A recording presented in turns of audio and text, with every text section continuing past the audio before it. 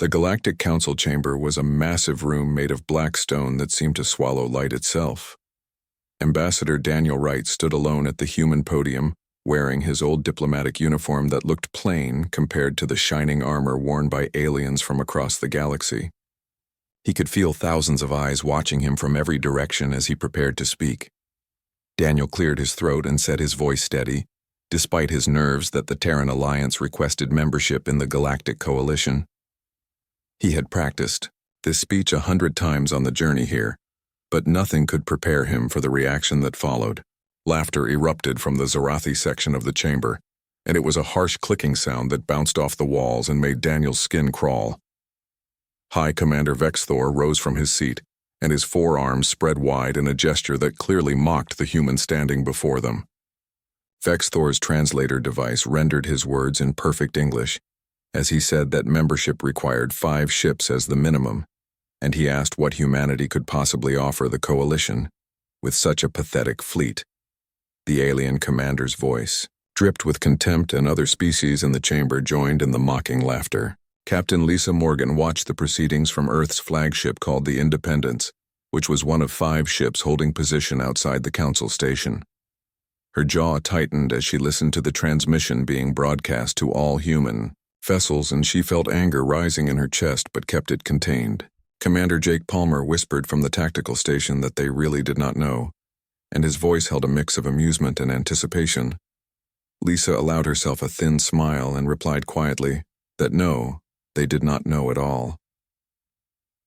Back in the council chamber, Daniel maintained his composure even as Ambassador Krell of the Vothan Empire leaned forward, and his scaled face twisted into something that might have been a smile on his species. Krell said that humanity offered nothing of value and asked what they could possibly contribute with their primitive fusion drives and chemical weapons. Daniel stood straight and replied that Earth offered friendship and trade and mutual defense, and all they asked was a chance to prove themselves worthy of membership. His words sounded hollow even to his own ears as the laughter continued to roll through the chamber. Krell's voice cut through the noise as he said that hundreds of species more advanced than humanity had already joined the Coalition, and the table was full. He suggested that Earth was simply too late to the stars and too weak to matter in galactic affairs.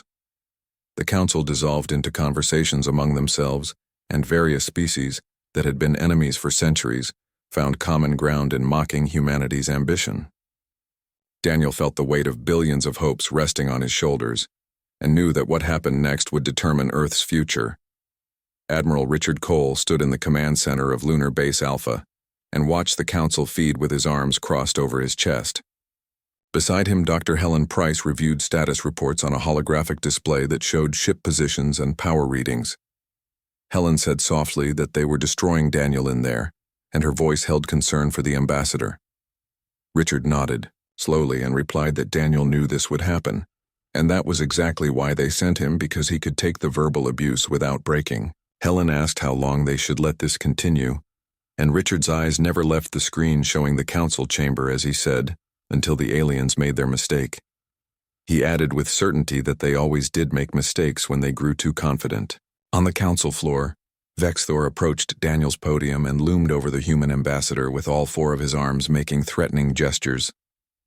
The Zarathi commander said he proposed rejecting the Terran petition entirely, and furthermore, suggested the Coalition should claim Earth's solar system for themselves, since it had valuable resources, and humanity clearly lacked the strength to defend it.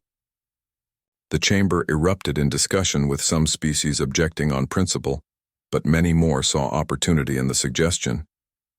Humanity's solar system was reportedly rich in rare elements, and their defenses appeared laughably weak to species that had been spacefaring for thousands of years. Daniel's face remained calm, though his hands gripped the podium tighter, and he said that Earth came in peace, but they were not defenseless. His voice carried a warning that most of the council members missed entirely. Vexthor's laugh was cruel, as he said that 5 ships suggested otherwise and asked what humanity would do against a real military force. The alien commander seemed to be enjoying himself immensely as he humiliated the human representative. Daniel replied quietly that if they must fight, they would, but he still preferred diplomacy and hoped wiser minds would prevail. His words fell, on deaf ears as Vexthor turned to address the full council. The Zarathi commander called for a vote and declared that Earth's solar system should become a coalition protectorate administered by the Zarathi Empire. He asked all species in favor to signal their approval. Nearly 2/3 of the council chamber lit up with affirmative signals, and Daniel felt his heart sink as he watched humanity's hopes for peaceful integration die before his eyes. The vote was clear, and Earth would soon face an invasion force. On the Independence, Lisa Morgan received a coded transmission from Earth, and she read it twice to make sure she understood correctly. She looked up at her crew and ordered all hands to battle stations and told them to prepare for immediate departure from Council space.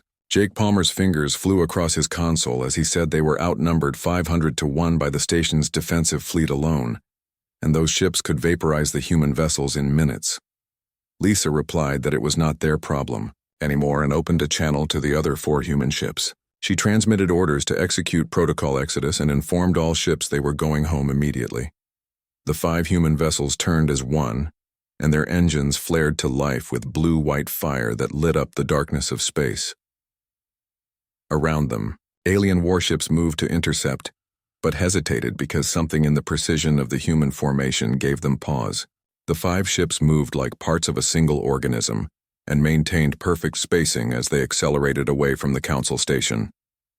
In the council chamber, Daniel received the same transmission Lisa had gotten, and he straightened his uniform one final time.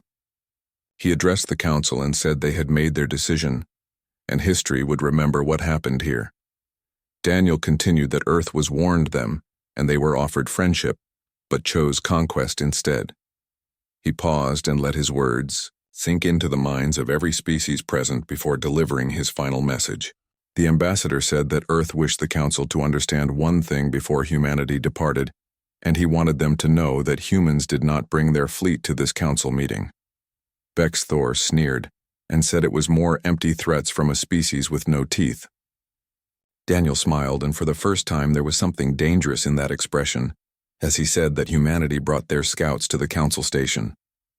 The transmission ended, and Daniel's hologram faded from the podium, leaving confused silence behind. Around the council chamber, species began talking urgently among themselves, and several immediately began scanning Terran space, searching for hidden weapons platforms or secret fleets. They found nothing but the 5 departing vessels and the quiet infrastructure of a young civilization. Vexthor spat the word scouts with contempt and declared it was more human deception. He ordered the assembly of the Second Fleet and announced they would take Earth's system within one cycle of their calendar, but on the far side of Earth's solar system beyond the orbit of Neptune, where no alien sensors had yet penetrated, something vast stirred in the darkness and began its slow journey toward the inner planets. The Zarathi Second Fleet assembled in the neutral zone between territories, and it was a display of military might that had toppled dozens of civilizations across the galaxy. 300 warships each, the size of a small city, bristled with weapons that could crack planets open like eggs. High Commander Vexthor stood on the bridge of his flagship called Devastator and watched as the fleet arranged itself into perfect attack formation. Vexthor commanded his crew to give him a status report, and his voice carried absolute confidence. Navigation Officer Crix replied that all ships were ready, and they would jump to Earth system in 15 minutes. He added that resistance was calculated at 0.3%, which meant the computers believed humanity had almost no chance of survival. Vexthor's mandibles clicked together in satisfaction, and he said the humans would serve as an example to the galaxy. He ordered the bridge crew to broadcast their subjugation across all frequencies so that other young species would learn their place in the established order. Halfway across the galaxy, the Vothan Empire was assembling its own fleet because Ambassador Krell had convinced his government that Earth's resources were too valuable to leave entirely to the Zarathi. 100 Vothan destroyers prepared to follow the Second Fleet, and they were ready to claim whatever scraps remained after the conquest. In the council chamber, the smaller, peaceful species watched in uncomfortable silence as the great powers mobilized for war. Ambassador Nell of the Tiri Collective approached the empty human podium, and her bioluminescent skin flickered with distress at what was about to happen. Nell whispered to her aide that this was wrong, and they should have given humanity a chance to prove themselves. Her aide, who was a younger Tiri named Braun, gestured helplessly and said the vote was clear, and there was nothing their small civilization could do to stop it. Nell replied that democracy without mercy was just tyranny wearing a mask, and her words hung in the air as a condemnation of what the Council had become. On Earth, Daniel Wright stepped off the shuttle at Colorado Springs, where the primary military command center had been built deep inside Cheyenne Mountain. The facility was a maze of reinforced corridors and blast doors designed to survive anything short of a direct hit from a stellar-level weapon. Admiral Cole met Daniel at the entrance and said he did good work holding the Council's attention exactly as long as they needed. Daniel asked if the aliens were coming even, though he already knew the answer in his heart. Richard confirmed that the Zarathi Second Fleet with 300 ships would arrive in 6 hours, and the Vothans were coming too, but they were slower and would arrive about 4 hours after the Zarathi did. Richard began walking deeper into the facility, and Daniel followed him. Through the secure corridors, Daniel asked if Earth was ready for what was coming, and Richard's smile was grim as he replied they had been ready for 3 years. He explained that ever since humanity decoded the first alien transmission and realized they were not alone in the universe, everything had been preparation for this moment. They entered the main command center, which was a vast room, filled with holographic displays and hundreds of military personnel working at various stations. At the center, a massive 3-dimensional map showed the entire solar system with ship positions, marked in different colors. Dr. Helen Price looked up from her console and reported that all systems were green, and the horizon was at full operational capacity. Daniel stared at the map, and his eyes found a small blip near Neptune that was flagged as Horizon Prime. Daniel said he still could not believe they built it because the entire global economy had been retooled for this single project. Helen replied quietly that was what humanity did best, and when they committed to something, they never did it halfway. She mentioned the Manhattan Project and the Apollo program and the International Space Station as examples of humanity's ability to accomplish the impossible when properly motivated. Richard pointed to the holographic display where the approaching Zarathi fleet was marked in angry red and said they had 6 hours until contact. He explained that Captain Morgan and the fleet would engage the aliens at Jupiter's orbit to buy time for final preparations. Daniel said 5 ships against 300 and asked how long they could possibly hold out against such overwhelming odds. Richard replied that they would hold long enough and opened a communication channel. The Admiral transmitted to all ships that they were cleared for engagement pattern Thermopylae and told them to make every second count. The reference to the ancient Spartan battle was not lost on anyone who heard it. In the asteroid belt, Captain Lisa Morgan received the transmission, and her 5 ships had been running silent using the tumbling rocks as cover while they positioned themselves along the Zarathi fleet's approach vector. Lisa confirmed the Thermopylae pattern and told her crew they were the 300 Spartans of legend, and their job was not to win but to make the enemy remember them forever. Jake Palmer ran final checks on their weapons systems and reported that all missiles were armed and point defense grids were online. He added that even if they fired everything they had, they would barely scratch the enemy formation. Lisa stood and adjusted her uniform as she said that was not the point of their mission. She explained they were there to make noise and to make the aliens overconfident and to make them think they had already won before they even reached Earth. She added they were buying time for the people back home who were counting on them.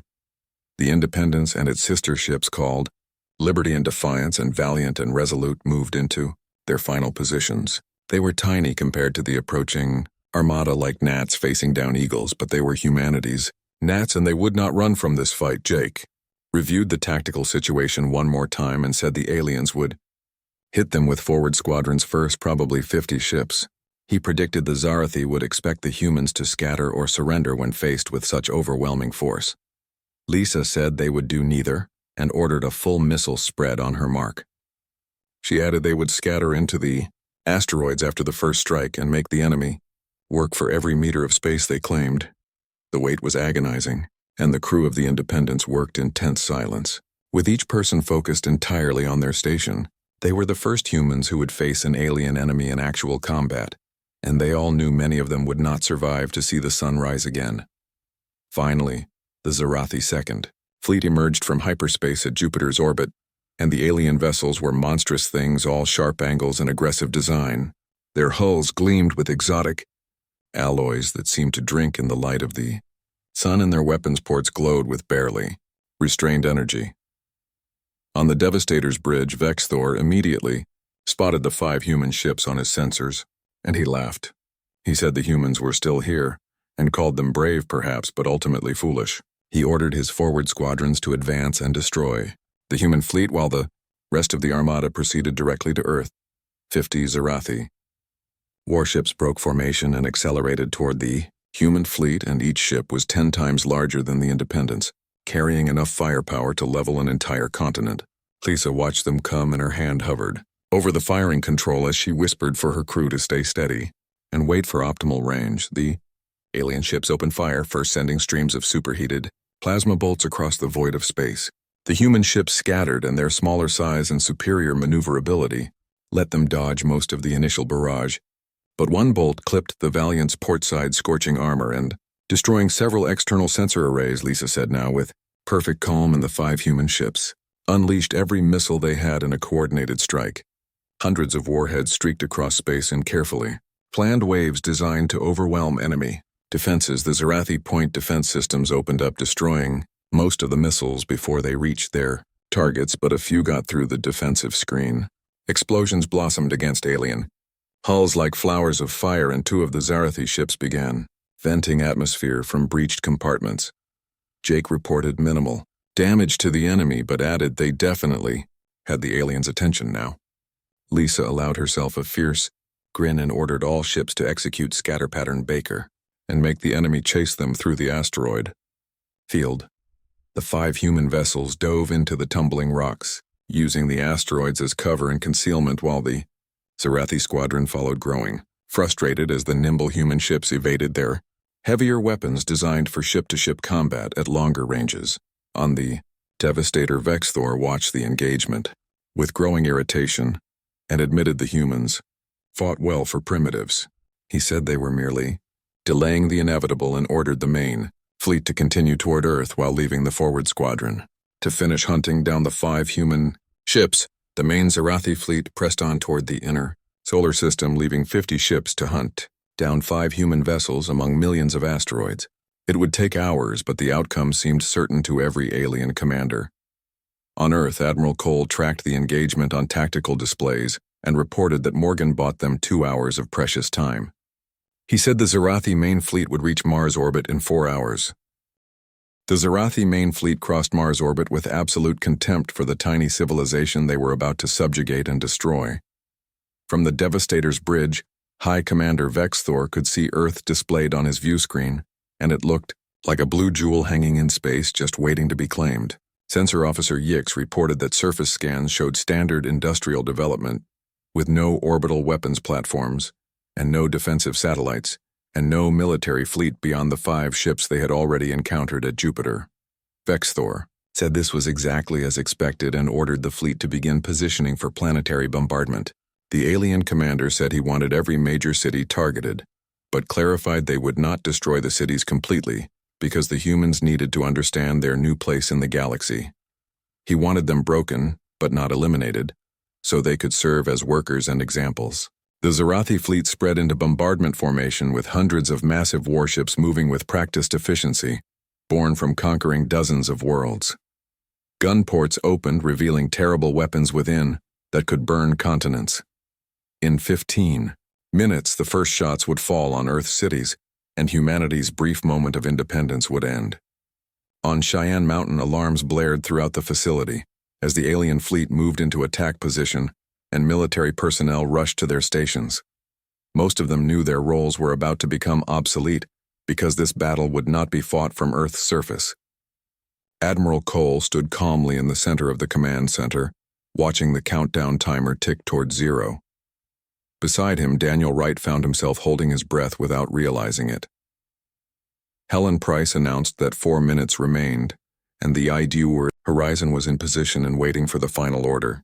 Richard nodded slowly and said to open a communication channel to the Zarathi flagship because he wanted to give them one last chance to avoid what was coming.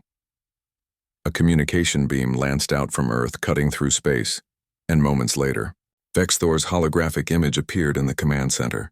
The alien commander looked amused rather than concerned. Vexthor asked if the humans had called to surrender their planet and save their species from destruction. Richard replied calmly that he called to warn the Zarathi to turn their fleet around immediately, and Earth would forget this ever happened. The alien commander's mandibles clicked in laughter, and he said they were making empty threats from a dying world. He pointed out that humanity's 5 ships were scattered, and their planet was defenseless, and in 10 minutes their civilization would kneel before the Zarathi Empire. Richard's voice turned cold as ice as he said they were given a chance and told Helen to activate the horizon immediately. Helen's fingers flew across her console as she engaged the transponder and announced full system reveal in 3 seconds, then 2, then 1. Across the solar system, every alien sensor suddenly registered a massive new contact appearing on their screens. The Zarathi fleet's instruments went completely haywire, as what they had classified as a small asteroid near Neptune revealed itself as something else entirely. The horizon began to move, and it was 3 kilometers long and half a kilometer wide, making it a leviathan of human engineering that dwarfed even the largest Zarathi vessel. Its hull was a patchwork of different construction techniques representing the combined effort of every nation on Earth working in desperate secret for 3 years. Nuclear reactors powered electromagnetic railguns that could accelerate projectiles to incredible speeds. Fusion drives that could move mountains provided thrust for the massive vessel. Along its spine, dozens of launch bays began opening like the eyes of some ancient beast awakening from slumber. Sensor Officer Yick stammered on the Devastator that they detected a new contact, and it was massive beyond their projections. He said the ship was 3 times the size of their flagship and asked how they had not seen it before now. Vexthor stared at his display in complete disbelief and demanded to know where it came from. Yix explained with trembling claws that the ship had been running cold with no emissions, and their scans must have registered it as a natural asteroid or comet. The sensor officer added with growing panic that the massive human ship was launching fighters by the hundreds. From the horizon's bays, a swarm of 2,000 human fighters emerged, and each was no larger than a civilian aircraft, but each carried weapons developed specifically for this moment. The fighters streaked across the solar system, moving faster than anything the aliens had encountered before. Captain Nick Carter led the first wave, and his fighter's canopy showed him the vast expanse of space and the alien fleet ahead, looking like a swarm of insects waiting to be swatted. Behind Nick flew Lieutenant Amy Brooks, and her weapon systems were already locked onto the nearest Zarathi vessel. Nick commanded Gold Squadron to form up on him and said they would show the aliens how humans learn to fight in 3 dimensions. The fighters hit the Zarathi formation like a tidal wave crashing against a shore. They were too small and too fast for the capital ship's main weapons to track effectively. Point defense systems tried to engage, but the human fighters used coordinated attack patterns that overwhelmed the automated targeting systems. Missiles and railgun rounds tore into Zarathi hulls from dozens of different angles, simultaneously creating chaos in the alien formations. Vexthor snarled that the fighters were like insects and ordered his ships to swat them down, but the fighters were only the opening move in Earth's defense. From Earth orbit, 600 defense satellites that had been disguised as harmless communication relays suddenly activated all at once. Laser arrays that could focus concentrated sunlight into weapons-grade beams began firing at the alien ships. Kinetic impactors launched, and each one carried the explosive force of a small nuclear weapon. Then the horizon itself opened fire, and the sound of its weapons would have been deafening if sound could travel in space. The main railgun ran the entire length of the ship using electromagnetic acceleration to launch projectiles at a significant fraction of light speed. When the first round hit a Zarathi cruiser, it punched clean through both sides of the vessel and kept going to strike a second ship directly behind it. The cruiser broke apart as its hull could not withstand the kinetic impact, and the second ship was crippled by the same shot. Vexthor whispered that this was impossible because they had nothing and Earth only showed them 5 ships. Richard Cole's voice came through the communication channel still open between Earth and the Devastator. The Admiral said the aliens saw what Earth wanted them to see, and they saw humanity's scouts. He explained those were small, fast, expendable vessels meant for reconnaissance and patrol. He asked if the Zarathi really thought that was all humanity had to offer. On the Horizon's bridge, Commander Greg Stone coordinated the massive assault with cold efficiency. He ordered the second wave of fighters to launch and told the port batteries to target the enemy command ship, while starboard batteries cleared the formation cluster to their right. The massive vessel shuddered as dozens of weapons fired simultaneously, creating a light show that would be visible from Earth's surface. More Zarathi ships began to break apart under the coordinated assault from fighters and satellites and the horizon itself. The alien formation, which had been designed for planetary bombardment, was proving vulnerable to the three-dimensional attack coming from all angles at once. Zarathi captains had never trained for this kind of warfare where tiny craft swarmed like angry bees. Captain Lisa Morgan, still fighting in the asteroid belt, received an update on the main battle and allowed herself a fierce grin. She ordered all ships to stop running and turned to face the 50 Zarathi vessels that had been chasing them for hours. The Independence and its sister ships suddenly stopped retreating and turned to face their pursuers. They opened fire with everything they had left, and in the confusion with alien morale shaken by news from the main fleet, the enemy ships faltered. 3 more Zarathi vessels were destroyed before their squadron commander ordered a full retreat back toward Earth. Lisa said to let them run because they were about to have an even worse day when they reached the main battle. Back at Earth, the battle was turning into a complete rout. The Zarathi had never faced coordinated fighter tactics before in their centuries of conquest. Their military doctrine relied on capital ships engaging in massive exchanges of fire at long range.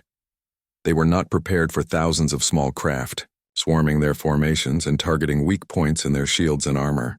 They were not prepared for a ship 3 times the size of their flagship appearing from nowhere. Vexthor watched his fleet dying around him and felt something he had not experienced in decades of military service. He felt genuine fear for the first time since he was young. The alien commander ordered full retreat and commanded all ships to return to hyperspace jump distance immediately. But Richard Cole had anticipated this exact moment and told the Horizon to execute Protocol Aegis. The massive mothership moved, with surprising speed for something so large, and positioned itself directly between the Zarathi fleet and their escape route. Its guns continued firing, and each shot claimed another alien vessel. The fighters pressed their attack, harrying the retreating ships like wolves chasing wounded prey. 4 hours after the Zarathi retreat, the Vothan Empire's expeditionary fleet emerged from hyperspace near Earth's moon, expecting one thing but finding something completely different. High Admiral Drax stood on the bridge of his flagship Conqueror, and he expected to find a battered Zarathi occupation force controlling a broken human world ready for exploitation. Instead, his sensors showed massive debris fields and scattered escape pods, and a gigantic human vessel, holding position in Earth orbit like a silent guardian. Drax commanded his crew to give him a full report, and his scaled features showed confusion, rather than the confidence he felt hours. Ego, his sensor officer, reported that scanning indicated recent large-scale combat throughout the inner system. He said there was Zarathi signature wreckage scattered everywhere, but no active Zarathi fleet presence anywhere in the system. The officer added that the human ship was larger than anything in their entire military database. Drax studied the tactical display carefully, and the horizon hung in space like a mountain floating among the stars. The massive ship was surrounded by clouds of small fighter craft that moved in perfect formation. Earth itself appeared completely intact, with its cities showing no signs of bombardment or invasion. The Vothan admiral said slowly that the Zarathi failed in their conquest, and he called it impossible. The Second Fleet was supposed to be unstoppable, and had crushed dozens of civilizations across multiple sectors of the galaxy. Admiral Cole's face suddenly appeared on the main view screen, making Drax jump in his command chair. Richard said that High Admiral Drax of the Vothan Empire should consider his next actions very carefully if he valued his fleet and his life. Drax said more as a statement than a question that Earth destroyed the Zarathi fleet. Richard gestured off-screen and said the aliens attacked humanity's home and Earth defended itself. He told Drax that his sensors were good enough to see the debris field, and 300 ships came to conquer, but fewer than 100 left alive. The human admiral said he trusted the Vothan commander could do the mathematics of the situation. Drax felt the eyes of his bridge crew upon him, and he suddenly realized his 100 destroyers might not be adequate for this engagement. His orders from the Vothan High Command had been to follow the Zarathi and claim what they could from the aftermath. Those orders had been written under the assumption that the Zarathi would win easily. Drax said carefully that they came to observe the situation, and his tone was diplomatic rather than aggressive. Richard corrected him bluntly and said, "They came to pick Earth's bones and suggested they not pretend otherwise." He reminded Drax that the Vothan vote in the council chamber was clear and they wanted humanity's system for themselves, just like the Zarathi did. In the Cheyenne Mountain Command Center, Daniel Wright watched the exchange with growing concern. He asked if Earth could handle another full engagement so soon because the Horizon took damage during the first battle and their fighter squadrons desperately needed rest and resupply. Helen Price said quietly that the Admiral was bluffing, but it was a very good bluff. She told Daniel to look at Drax's body language through the screen and said the alien commander was terrified of what might happen. She was absolutely right in her assessment. On the Conqueror's bridge, Drax was conducting rapid tactical calculations in his head. His tactical officer had pulled up estimates on the Horizon's capabilities, based purely on analysis of the debris field, and the numbers were staggering beyond belief. The tactical officer reported that the single human vessel had firepower equivalent to at least 50 Vothan destroyers and possibly more. Richard continued speaking and said that Drax should know he was currently within range of Earth's defensive platforms and human fighter squadrons were already deployed and ready. The Admiral said if the Vothans chose to attack, they would not last 10 minutes against Earth's defenses. It was a complete bluff, because the defense platforms needed several hours to recharge their weapons and the fighters were dangerously low on ammunition, but Drax had no way of knowing those critical facts. Drax said quickly that they had no hostile intentions toward Earth. He claimed the Vothan Empire wished only peaceful relations with humanity, and his voice held none of its earlier confidence. Richard leaned forward in his chair and said that was funny because that was not what Ambassador Krell said during the council meeting. He reminded Drax that the Vothans voted to annex humanity's system and sent a military fleet to take what they thought Earth could not defend. The human admiral said he did not call that peaceful behavior. Drax felt cold sweat forming on his scales as he watched the massive form of the Horizon slowly turning to face his fleet directly. Even at this distance, he could count dozens of weapon emplacements along its hull. The Vothan commander said that perhaps they were hasty in their council decision and the vote was influenced by incomplete information about Earth's true capabilities. Daniel Wright's voice joined the conversation as his image appeared beside Richard's on Drax's screen. The ambassador said that all the council members thought humanity was weak and they made judgments about an entire species based on incomplete data. He said the council saw 5 ships and assumed that was Earth's entire fleet. Daniel said it was an error and asked if Drax deeply regretted making that error. The Vothan admiral replied that they did regret their assumptions.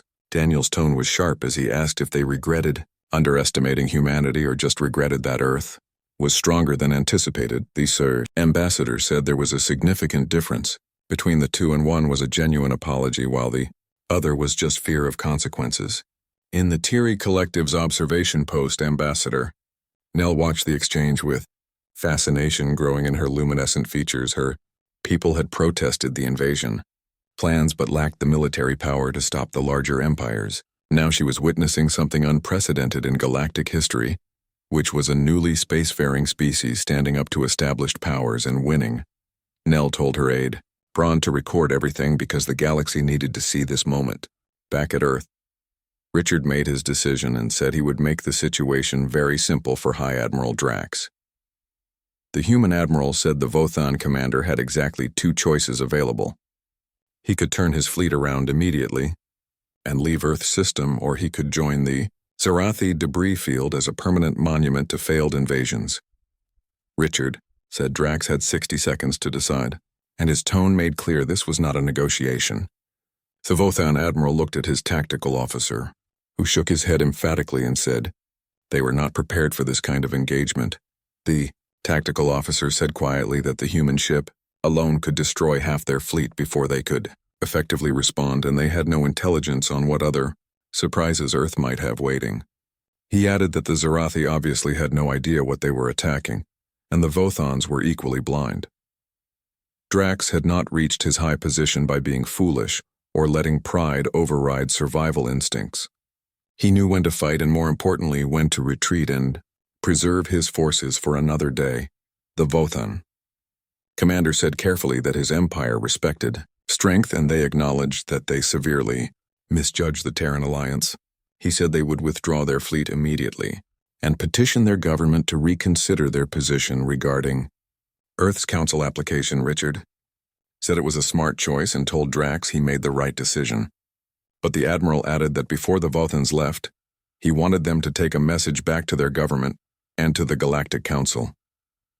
The human Admiral said that Earth did not want the fight that happened today. He said humanity came in peace and asked for friendship and trade opportunities. He reminded Drax that the galaxy responded with mockery and invasion threats. The Horizon's fighters moved closer to the Vothan fleet in a clear demonstration, and they were not directly threatening but making their presence impossible to ignore or forget. Richard continued and said Earth had shown the galaxy what happened when others tried to take what was not theirs by force. The Admiral said humanity was not interested in being conquerors or expanding into other species' territories. He said Earth did not want Vothan resources or Zerathi planets. He said humans just wanted to be left alone to develop in peace. Richard asked if the Vothan Empire could understand that simple concept. Drax nodded slowly and said he would relay the message exactly as delivered to his superiors. Richard said that was good and suggested Drax leave immediately. He added that the Admiral should tell the Council that Earth was still willing to talk and negotiate, but he made clear that next time humanity would be talking as equals and not as potential victims. The Vothan fleet turned as one unit and accelerated away from Earth as quickly as their engines could manage. They jumped to hyperspace as soon as they reached minimum safe distance from Earth's gravity well. On the Conqueror's bridge, Drax immediately composed an urgent priority message to the Vothan High Command. He described everything he witnessed and strongly recommended a complete reversal of their policy toward Earth. On Earth, the command center erupted in cheers and celebration. Military personnel hugged each other and laughed, and some cried tears of relief. They had faced down 2 galactic powers in a single day and survived both encounters. 3 weeks after the Battle of Earth, the Galactic Council convened an emergency session to address what everyone was calling the human question. The massive chamber buzzed with nervous energy as species that had been supremely confident in their superiority now faced uncomfortable truths about their assumptions. Ambassador Daniel Wright stood at the human podium once more, but the atmosphere surrounding him was completely different from his first appearance. The mockery and laughter were gone entirely and replaced by wary respect and, in some cases, barely concealed fear of what humanity represented. Daniel began by saying the Terran Alliance appreciated the Council's willingness to reconsider their membership application. He paused and added that circumstances had changed significantly since their last meeting. Ambassador Krell shifted uncomfortably in his seat as the Vothan Empire's reputation had suffered tremendously after their fleet's hasty retreat from Earth without firing a single shot. Krell asked what Daniel meant when he said circumstances had changed. The human ambassador said that Earth came to the Council originally seeking membership and seeking a place in the galactic community. He reminded everyone that the Council responded by voting to annex humanity's home system and steal their resources. Daniel said that was not the action of a peaceful community, but rather the action of predators looking for easy prey to exploit. His words hung in the air like an accusation that no one could deny. High Commander Vex Thor, who had barely survived the destruction of his fleet, remained completely silent in his seat. The Zerathi Empire was still reeling from the loss of 200 warships and the humiliation of defeat at the hands of a species they had considered primitive savages. Ambassador Nell of the Tiri Collective rose from her seat, and her bioluminescent skin flickered with hope. She said that not all species supported the invasion, and reminded Daniel that many of them voted against the annexation proposal. Nell asked if humanity held all council members responsible for the actions of the aggressive powers. Daniel's expression softened slightly as he looked at the Tiri ambassador and said she was correct in her statement. The human ambassador said Earth remembered clearly who stood by their principles during the vote. He named the Tiri Collective and the Yorn Republic and the Delphic Assembly as examples. He said 12 species voted against the invasion and humanity would not forget their moral courage. Daniel paused to let his words reach every corner of the vast chamber. He continued by saying the Council as a whole failed its first test with humanity. He said they allowed a vote to steal an inhabited system simply because they thought Earth could not defend itself. The ambassador said that was not justice or civilization, but rather barbarism. With a thin bureaucratic veneer covering its true nature, the chamber erupted in outraged clicks and whistles and roars from dozens of different species. Several ambassadors demanded that Daniel be removed immediately for insulting the Council. Others argued among themselves about whether his words were fair or not. It took several minutes for order to be restored by the Council speaker. When the noise finally died down, Daniel continued speaking. He said that Earth was formally withdrawing its application for membership in the Galactic Coalition. He explained that humanity would instead establish bilateral relations with species who genuinely desired peace and mutual benefit. Daniel said the Thierry Collective had already agreed to a trade partnership, and the Yorn Republic proposed a scientific exchange program. He added that Earth was in active talks with several other peaceful species. Krell accused humanity of creating a rival faction and fragmenting the established galactic order that had existed for thousands of years. Daniel replied firmly that Earth was not creating a rival faction but offering an alternative path forward. The human ambassador explained that the coalition operated on the principle of might makes right, where the strong dominated and the weak submitted to their rule.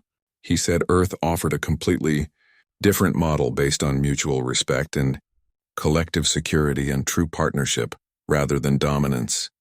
On Earth, Admiral Richard Cole watched the broadcast from Cheyenne Mountain Command Center. Beside him, Helen Price reviewed construction reports on 3 new vessels being built in orbit around Earth and the Moon. The new ships were smaller than the Horizon, but more advanced because they incorporated lessons learned from the recent battle.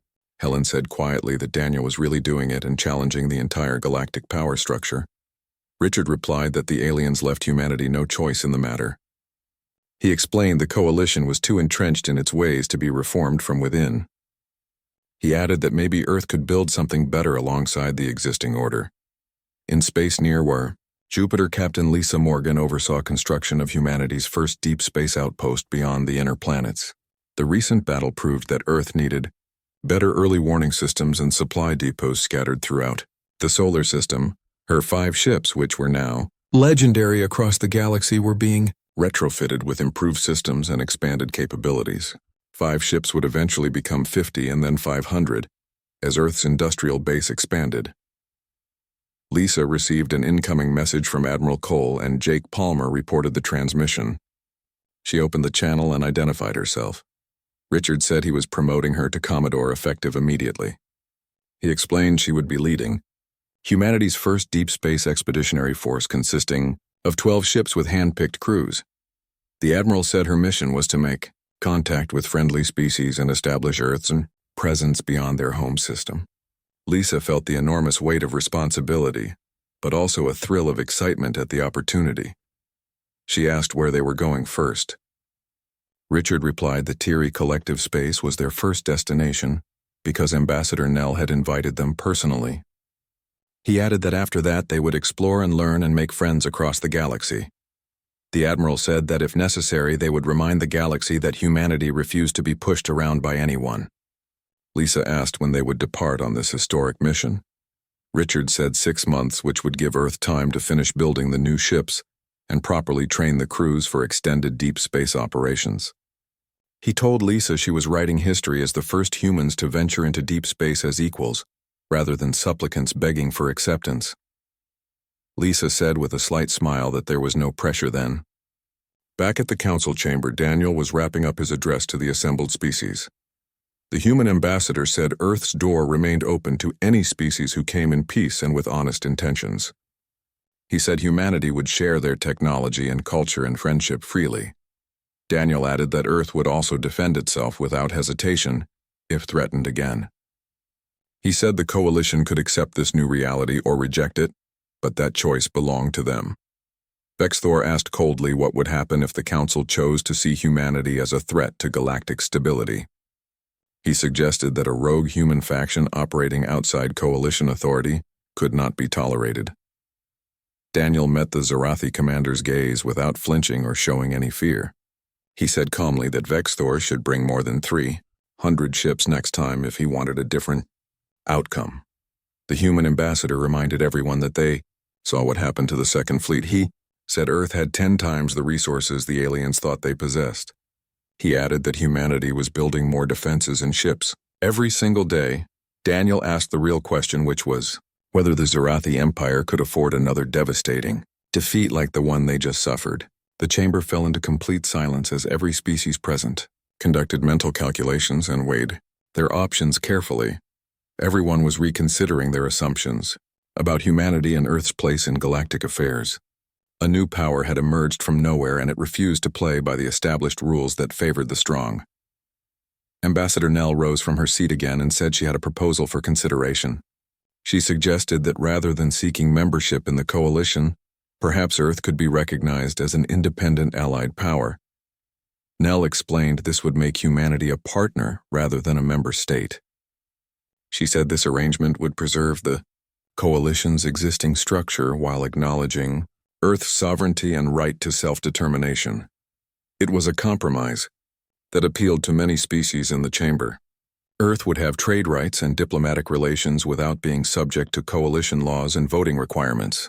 The aggressive powers would not get control over Earth's valuable resources. The peaceful species could engage with humanity without breaking away from the coalition entirely. Nell continued and said the Tiri Collective supported this proposal strongly, and their allies in the Yorn Republic and Delphic Assembly agreed.